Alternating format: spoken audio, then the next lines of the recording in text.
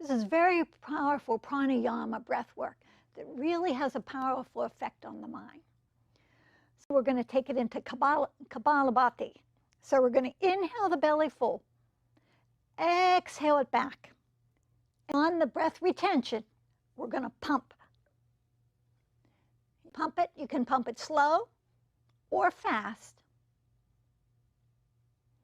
And you pump it until you need to breathe, and then you inhale, lift, and let your belly release. Okay? So let's practice. Inhale, big breath in. Exhale, take your stomach and belly back. Now please hold your breath. If you're comfortable, while you're holding your breath, pump. Expand, contract. Expand, contract. And you do it until you need to take a nice soft inhale. And we'll do it again.